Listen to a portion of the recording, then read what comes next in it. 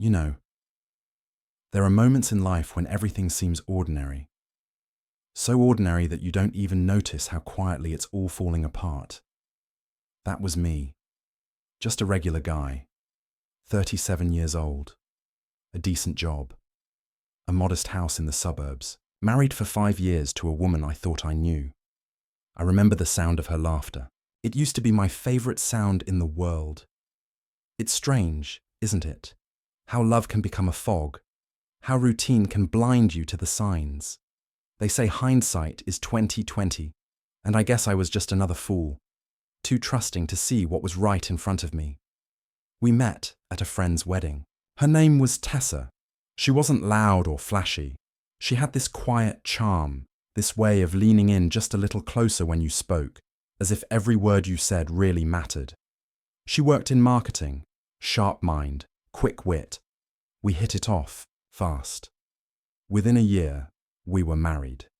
Everyone said we were perfect. And maybe we looked like it. But something about perfect, it rarely lasts. In the first couple of years, life was simple. We'd cook together, binge watch old TV shows, spend lazy Sundays in bed. She liked jazz. I liked rock. But somehow it worked. She'd hum while folding the laundry, sometimes sway her hips like there was a rhythm only she could hear. I used to watch her and wonder how I got so lucky. But as time went on, that sway, it started to vanish. She said it was work. Long hours, demanding clients. I believed her. Of course I did. I mean, I was doing the same. I'd pick up extra shifts, overtime, business trips, anything to keep things stable. I thought I was building a life for us. I didn't know I was handing her time to slip away. It began with little things. Her phone, always face down. Notifications she cleared before I could glance at the screen. Nights when she claimed to be out with co-workers, but came back smelling like alcohol and cigarette smoke. And she hated cigarettes. And then there was the music. I remember one night, it was past midnight, and she came home humming a beat I didn't recognize. It wasn't jazz. It wasn't anything we'd ever listened to together. I asked her about it, just curious. She froze, then smiled. "Oh, just something the DJ played at the club," she said. "It was loud. Fun. You'd hate it," she laughed. I tried to. I didn't press. Why would I? She never gave me a reason not to trust her, but that was the first time I felt it. A faint crack in the glass. Something off. And then it grew. One Saturday morning, she forgot to log out of her email. I wasn't snooping, I swear. I just opened the laptop to check the weather, and there it was. A flight confirmation. 2 tickets. Vegas. 1 week from now. I stared at the screen, numb. When I confronted her, she didn't deny it. She said it was a girls' weekend. Some marketing retreat she'd forgotten to mention. "Last minute," she said. "All expenses. Paid. I didn't want to bother you." The lie was so well practiced, almost rehearsed. I nodded, said it was fine, but something inside me shifted that day. I didn't argue. I didn't accuse. I didn't raise my voice. I just started to watch. And when she left for Vegas, duffel bag slung over her shoulder, kiss barely brushing my cheek, I poured myself a glass of whiskey, sat down on the couch, and stared at the front door long after it shut. It was in that silence that I made the call. His name was Marcus. Old college friend turned private investigator. He owed me a favor, and I cashed it in. I gave him Tessa's itinerary, the hotel name, even the fake work conference she claimed she'd be attending. "Just tell me the truth," I said. "That's all I want." He didn't say much, just that he'd be in touch. While she was gone, I kept up the act, cleaned the house, went to work, smiled when the neighbors waved. I even texted her now and then, asking how the retreat was going. She sent selfies, her and the girls, always at restaurants or poolside. But I knew something wasn't right. Then the night before she was supposed to come back, Marcus called. I didn't answer at first, just stared at the screen. My hand trembled slightly as I picked it up. "She's not alone," he said. "And it's not a conference." I sat in silence. "She's with a guy, tall, tattoos, late 20s. Looks like he works at the club they went to last night." I followed them back to the hotel. Same room, same keycard. A DJ. Of course. It all clicked. The music, the new clothes, the sudden bursts of energy before a girl's night out, the distant look in her eyes when she talked to me, the nights she came home glowing, electric, like someone who'd just lived a life I wasn't part of. I didn't cry. I didn't shout. I just thanked Marcus, ended the call, and poured another glass of whiskey. I sat in the quiet again, my hands still, my chest hollow, but somewhere in that silence, I made a decision. I wasn't going to scream. I wasn't going to beg. I wasn't going to ask her why. I was going to wait, and when she came back through that door, with that smile, those fake stories, that same duffel bag, I would have everything ready, not to fight, but to finish. She walked in like nothing had happened, dropped her bag in the hallway, kicked off her heels, and gave me that casual little smile, the kind that used to melt me. But now, it felt like a stranger had walked through my front door, wearing my wife's skin. "Hey babe, miss me?" I looked at her for a long second, nodded, said, "Yeah, hope you had fun." She lit up, started rambling. Stories about drinks with co-workers, spa treatments, a DJ who played the worst remixes ever. She even laughed when she said it. I almost admired the performance. Almost. I poured her a glass of water, watched as she took a sip. Her fingers were shaking, barely noticeable, but there.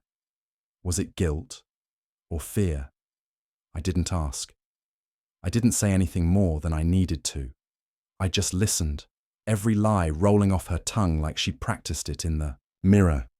That night, we lay side by side in bed. She reached for me, rested her head on my shoulder like she used to.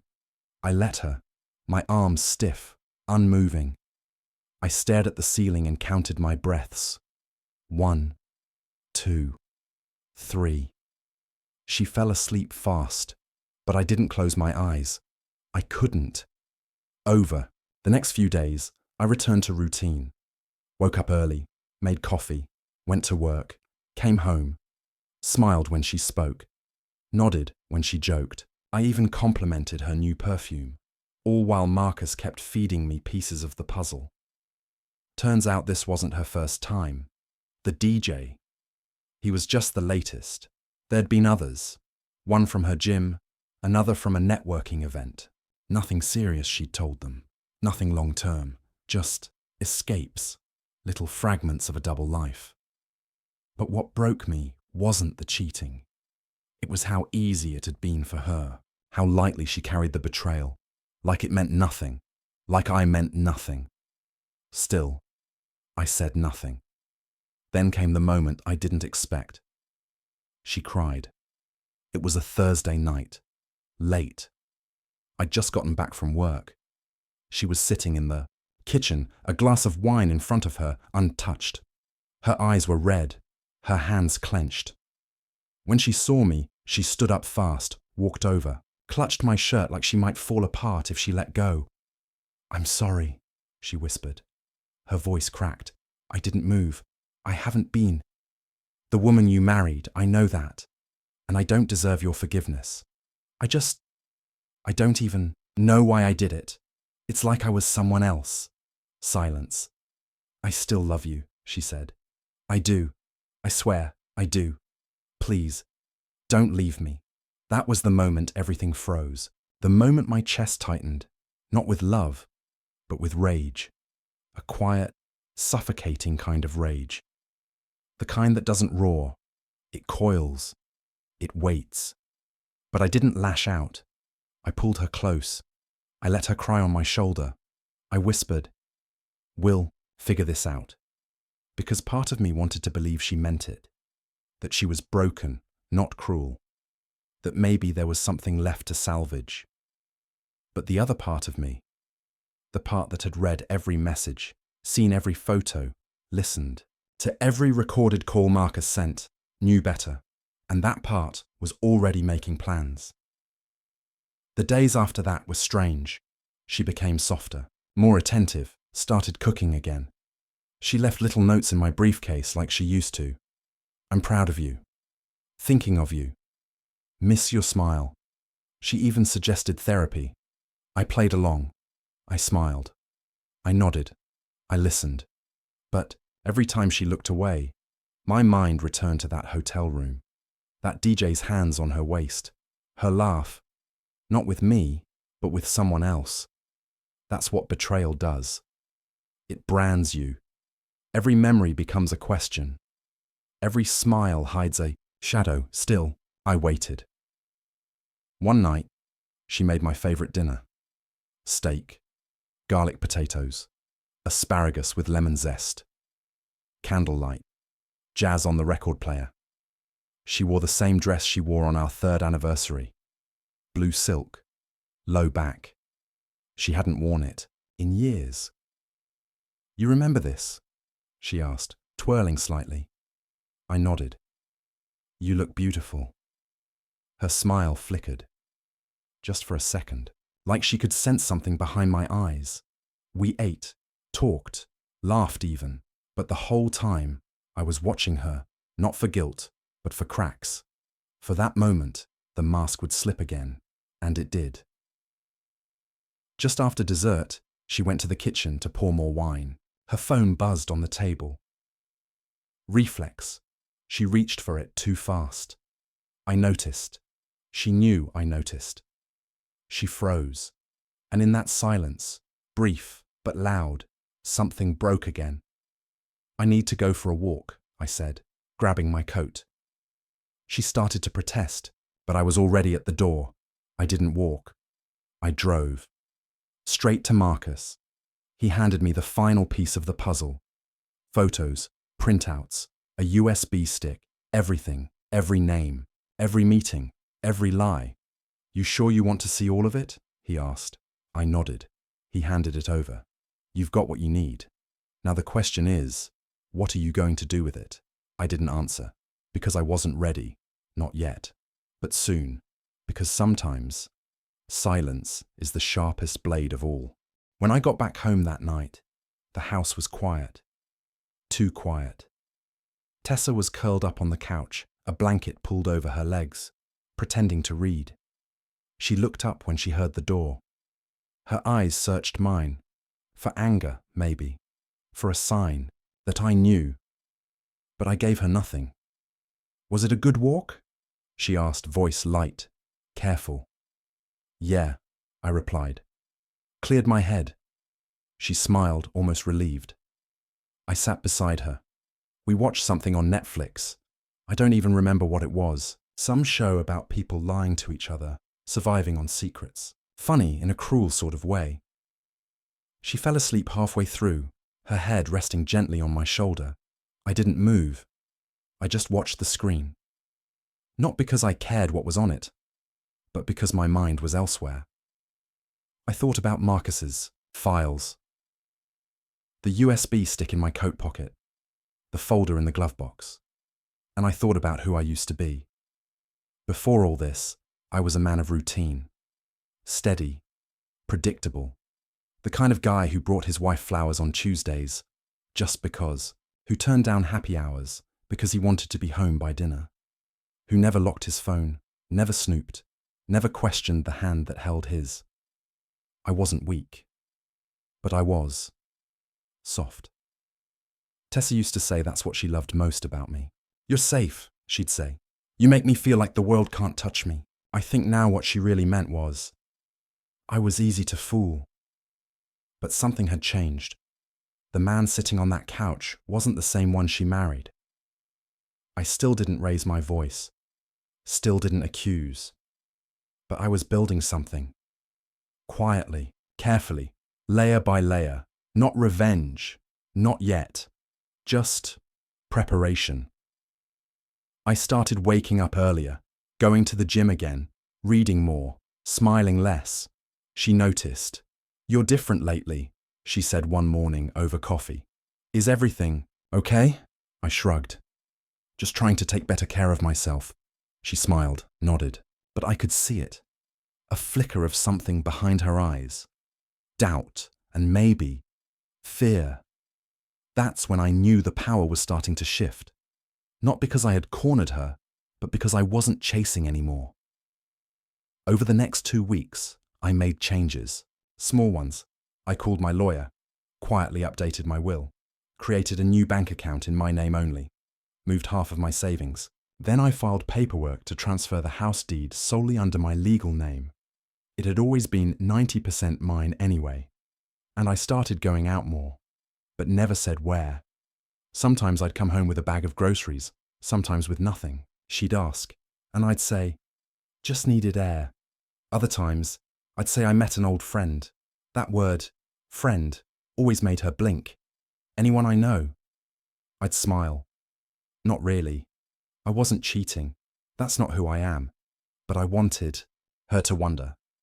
Because when people feel the ground shifting beneath them, they panic, and panic makes them sloppy. One night, she came into the bedroom wearing that perfume I used to love, the one she hadn't worn in over a year. She curled up next to me, placed a hand on my chest. Her voice was soft, deliberate. I want us back, she whispered. I want to fix this. I didn't answer, just looked at her. I know I hurt you, she continued. I know you don't trust me, but if you give me a chance, just one, I swear I'll never let you down again. My heart was quiet. No anger, no pain, just silence. She kissed me then, slowly, searching for a response, and I kissed her back. Not because I believed her, but because, sometimes, you have to let the other person think they're winning. The next morning, I stood in the shower longer than usual, water hot, steam thick. I closed my eyes and pictured the DJ. I'd seen his face now. Marcus had photos. He looked young, arrogant, the kind of guy who wore sunglasses indoors, the kind of guy who thought being behind a turntable gave him power. He didn't know what kind of woman he was messing with. But then again, neither did I. I started planning something. Not for revenge, not yet, but a moment, a place, a time. Something she wouldn't see coming, something final. I reached out to Marcus again. I need one more thing, I told him. What is it? He asked. Records, calls, anything she might have deleted. I want the full picture. He didn't ask why. 2 days later, he handed me a drive. Everything she tried to erase is on here. Some of it, you may not want to hear. I nodded. Doesn't matter. I took it home, waited until midnight, plugged it into my laptop, and listened. The voice that played through my speakers wasn't hers, not the one I knew. This one was sharper, crueler, detached. She laughed a lot, not the gentle, affectionate laugh I'd fallen in love with. This was different, mocking, dismissive. She has no idea, Tessa said on one of the calls. He's so boring. I could cheat on him in the same room and he wouldn't notice. My fingers curled slowly on the desk. I don't even feel bad anymore, she said in another. I mean, he thinks being good is enough. It's not. I need fire. I paused the recording. Not because I couldn't take more, but because I'd heard enough. The next day, I made a dinner reservation. Somewhere nice, somewhere public. I told her I wanted to celebrate us. She lit up, radiant, glowing, hopeful. And when she smiled, it was almost sad, because she didn't know. She didn't know the fire she thought she needed. She was about to feel it. I made the dinner reservation at a place we used to go in the early years. Not too fancy, just enough to feel like a treat. Dim lights, soft music, candles flickering on every table. The kind of place that still offered cloth napkins and called, "You sir," even if you looked tired. I told her to wear something nice. She asked what the occasion was. Us, I said. It's time we talked. She smiled then. Relief, I think. Maybe even pride. Like she believed this was the moment her performance had paid off, that I'd finally come around. She put on a red dress, curled her hair, did her makeup with care. Lipstick, perfume, earrings she hadn't worn in months. When she walked out of the bedroom, she looked like the woman I married, but I didn't feel the same. I watched her the way someone watches an actor take the stage, polished, prepared, and deeply unaware of the ending. We drove in silence. The city lights blurred past the windshield. She hummed a little tune, some pop song playing on the radio, and glanced at me a few times, probably looking for clues. But I kept my expression calm, quiet, unreadable. At the restaurant, they seated us at a corner table by the window. A bottle of wine was brought. She ordered sea bass. I ordered steak. We made small talk at first. Work, weather, the neighbours. She laughed a little too hard at one of my jokes, and then I saw it. That flicker again. Behind the charm, behind the sparkle, there was something else. Nervousness. She thought she was here to rebuild something. But she knew, somewhere deep, down, that I hadn't forgotten, and I hadn't forgiven. "I'm really glad you wanted this," she said, brushing a strand of hair behind her ear. A fresh start. I let the silence stretch, let her sit in it. Then I smiled. "I've been thinking about us a lot lately." She nodded, eagerly. "Me too. And I just want to say, I'm sorry, again, for everything. I've been such an idiot." My fingers traced the rim of the wine glass. "I have something for you," I said quietly. She blinked. "What?" I reached into my coat and pulled out a small envelope. Sealed. Plain. No name on the front. Her hands trembled slightly as she opened it.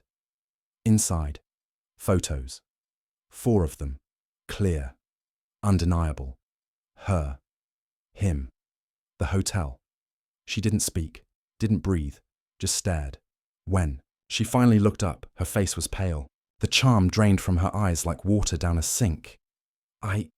She stammered. This isn't." I raised a hand. Calm. Steady. "No lies tonight, Tessa." She swallowed. Tried again. I thought this was about healing." "It is," I said. She frowned. "Then why bring this?" I looked at her, not with anger, not even with pain, just clarity. "Because I want you to understand exactly what I'm walking away from." She flinched like I'd slapped her. Tears welled in her eyes, but I could see her searching, scrambling, trying to calculate whether pity might still work, whether emotion could still be a weapon. "You're serious," she whispered. I nodded. "I made mistakes," she said quickly, reaching across the table. "I know I did.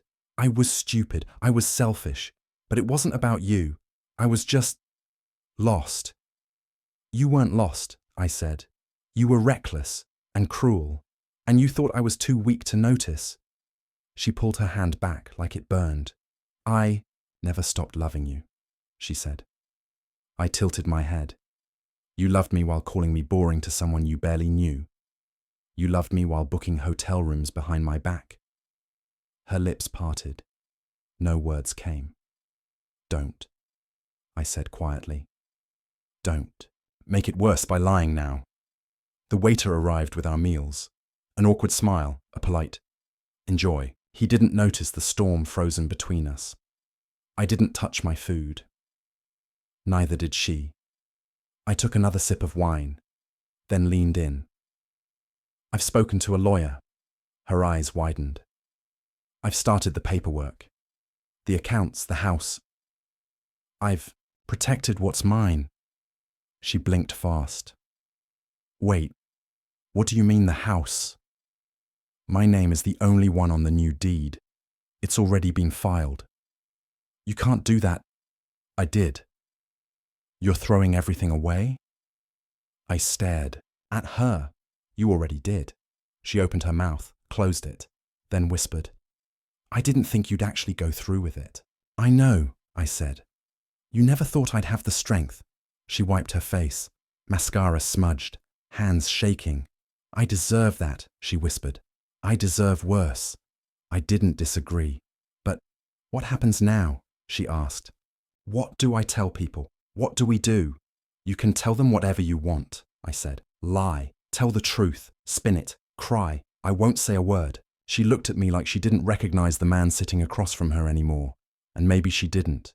Because this version of me wasn't broken, wasn't pleading. He was done, and that scared her more than anything. I never meant to fall for him, she muttered, barely audible. It was just attention. It made me feel alive. I was building a life, I said. You were building a fantasy. She didn't respond.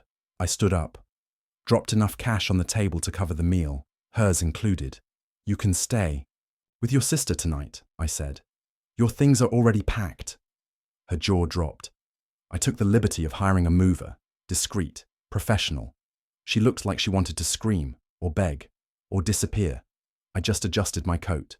Then, paused, turned back. One more thing. She looked up. That DJ you thought you knew so well. I smiled, just faintly. Turns out he's got a record. She blinked. What? Marcus looked into him. Drugs, assault. You really know how to pick them. Her face went ghost white. But don't worry, I added. He won't be coming near either of us again. And with that, I walked away. The cold air hit like a baptism. Fresh, final, freeing. I didn't look back. Because there was nothing worth seeing behind me anymore. She didn't go to her sister's. Not right away. I knew she wouldn't. Some people don't know how to live without an audience. And Tessa, for all her elegance and poise, had never been good with silence, especially the kind that comes after being found out. Instead, she sat in the restaurant's parking lot for almost an hour. Marcus sent me a photo, her car, lights off. Her head slumped forward against the wheel like something had caved in. That was the first time I felt anything close to pity, but not enough to stop. I didn't go home that night either.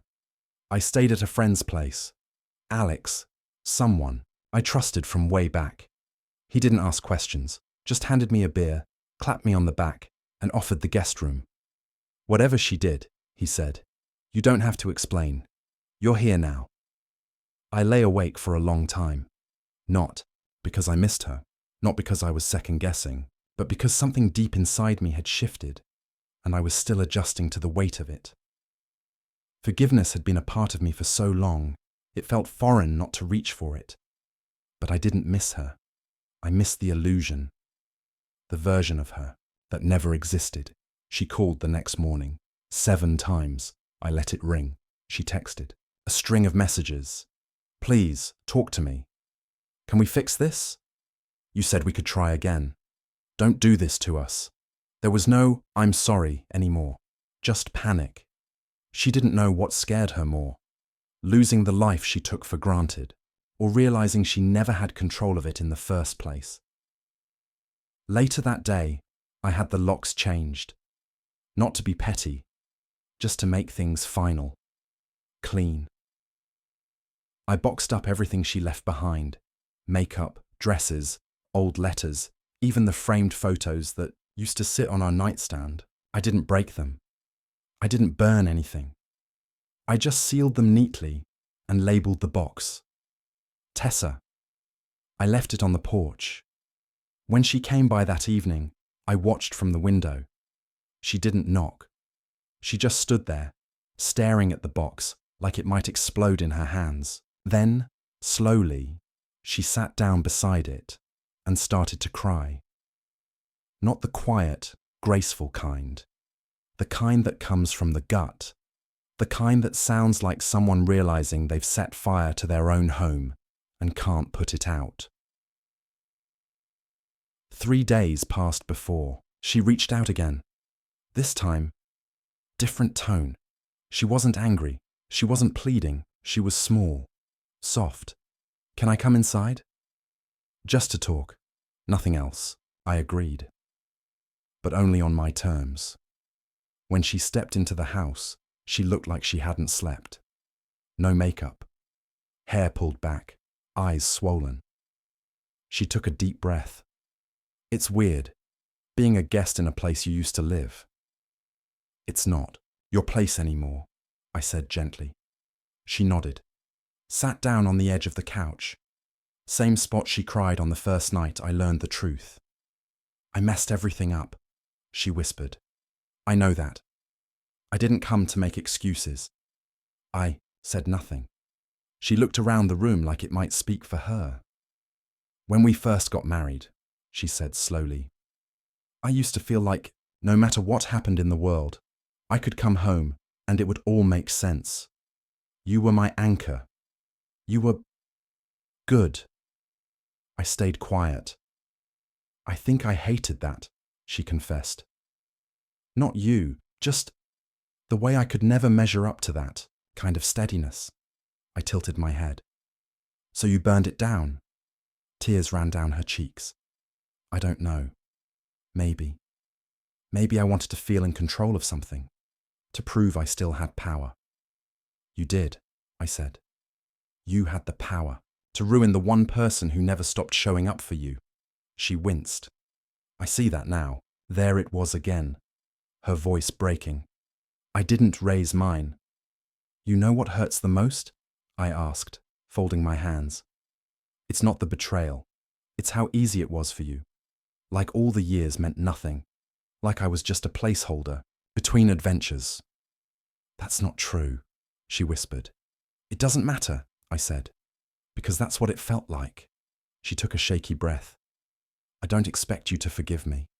I just wanted to say, if there's ever a day when you need me to show up and be accountable, court, therapy, wherever, I'll be there. I owe you that. I looked at her then. Really looked, for the first time in months. She wasn't performing. She was broken. And maybe that was justice. Not revenge, not public shame, but silence, distance, the quiet horror of realizing you've become the villain in your own love story. I stood up, walked to the door, held it open. She followed. No words left. She stepped onto the porch, picked up the box. Then turned. One more thing, she said. I raised an eyebrow. If you ever love someone again, don't hold back because of me. Don't let what I did keep you from giving your heart to someone better. She wasn't trying to get me back. Not anymore. And that, oddly enough, hurt more than all the lies combined. I nodded. Take care, Tessa. She walked away. And this time, I didn't watch her go. Back inside, I sat down on the edge of the bed. It was quiet again. But it wasn't hollow. It was clean, like the first deep breath after a long illness. You might think that was the end. She walked away. I let her, and for a lot of people, that's where it would stop. Closure in the form of distance. But for me, there was one more piece left. Not for revenge, not for drama, but for the truth. Because sometimes when someone has twisted reality so far out of shape, the only real justice is to lay the truth bare. Not as a weapon, but as a mirror, so they can see who they really are. A week passed. No calls, no texts. I thought that might be it. That maybe, finally, the storm had passed. Then Marcus called. You might want to sit down for this. Apparently, the DJ, the one she thought was just a fling, wasn't done with her, not even close. Turns out, he'd been talking, bragging, and not just to friends. He'd made posts, on burner accounts, anonymous Reddit threads, even Instagram stories that disappeared after 24 hours. Stuff like, married women are the easiest, lonely, desperate, bored. You just play the right song and they fall into your lap. And she said she loved him. LOL. Still left my hotel room in the same dress she wore to dinner with him. Marcus sent me screenshots and photos. I wish I could say I was shocked, but I wasn't. What I felt was something else entirely. Clarity. Cold. Quiet. Focused. I printed them. neatly, black and white, no dramatic flair. I clipped them to a folder, labeled it, Truth, in case she forgets. And then I made a call. To her employer. Now let me be clear. I didn't do it to ruin her career. I did it because of what I'd found in one of Marcus's files. She hadn't just lied to me. She'd lied to her boss. The Vegas trip? It wasn't approved time off. It was billed as a client conference. She used the company card. The hotel, the food, the flights, all of it. Fraud, and not small-time fraud. Corporate level, HR on speed dial fraud. I didn't even need to say much. Just forwarded the folder anonymously, attached a simple note. You might want to look into what your senior account manager considers work travel. I didn't need to sign it. The evidence spoke loud enough. A few days later, I heard through a mutual friend. She'd been let go, quietly, no drama, no lawsuit, just gone. Apparently, she broke down in her boss's office, tried to explain, tried to pin it on burnout, poor judgment, mental health. But they had receipts, literally, and they weren't buying it. She was escorted out. Box, in hand. No farewell lunch, no goodbyes, just silence. And now, the truth was no longer mine alone. It belonged to her too. She called that night, blocked number, answered. Not because I wanted to hear her voice, but because I needed to hear what she'd sound like when everything finally caught up. Tessa, I said flatly. She didn't speak at first. Then softly, you couldn't just let it go. I did, I said. You just never stopped chasing consequences. You got me fired. No, I said. You did that. I just made sure the lies ended where they started. Silence. Then, I'm nothing now. No, I said. You're just finally standing in the truth. That's not nothing. That's the beginning. She broke then. I heard it. That breathless, collapsed kind of crying. The kind where there's no one left to blame but yourself. And I felt peace. Not joy, not gloating, just stillness. The war was over. You wanted fire, I said calmly. Now you felt it. She didn't respond. I ended the call, blocked the number, and this time, I knew it was done. The next morning, I got up early, went for a run. The air was cool, fresh. I ran past the diner where we had our first date, past the bookstore where I used to buy her favorite poetry, past the park bench where she told me she wanted to grow old with me. I didn't stop. Not once, because none of it held weight anymore. It wasn't bitterness. It was release. I went home, made coffee, opened the windows. And for the first time in months, the silence in the house wasn't heavy. It was clean, like something sacred had returned. Something I'd nearly forgotten. Myself. It's strange how the quiet can sound different, depending on what fills your life. For a long time, the silence in my home sounded like shame, like doubt, like a clock ticking in an empty room where love used to live. Now it sounds like peace. No missed calls, no texts begging for forgiveness, no more waiting for truth to fall from someone else's mouth. Just my own breath, steady, unapologetic. I never responded to her last message. It was short. If you ever change your mind, I'll be here. But here doesn't exist anymore, because once someone burns your house down and asks if you miss the warmth, the answer isn't a conversation. It's a boundary, and I built mine strong. Kept the photo album though, not out of longing, out of memory, because I want to remember who I was when I believed in us. I want to remember how much I gave, how deeply I loved, and how far I was willing to bend before I broke. Those pages don't hurt anymore. They remind me of the man I've become. I started going out again. Nothing big, just coffee shops, bookstores, long walks downtown.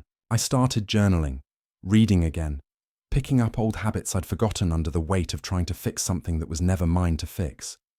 Funny how you forget who you are when you spend years editing yourself to be digestible for someone else. Now I write what I want, say what I mean, and I'm not afraid of silence anymore. One afternoon, a woman sat beside me at the park. No makeup, wind in her hair. Reading a book I'd loved in college, we talked. Nothing flirtatious, nothing forced, just two people sharing space.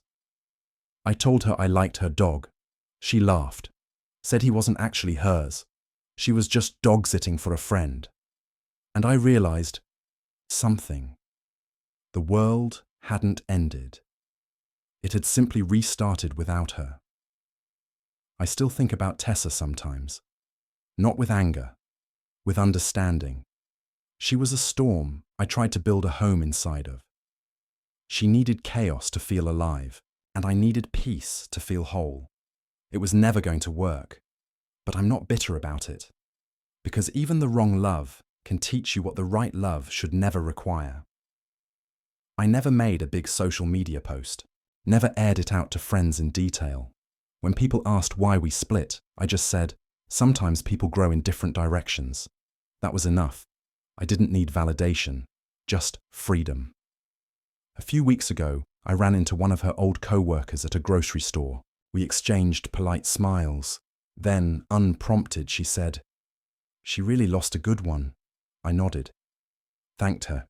But the truth is, she didn't lose me the day I walked away. She lost me slowly, every time she lied and called it love.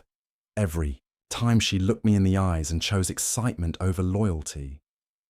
She lost me in pieces. I just finally noticed.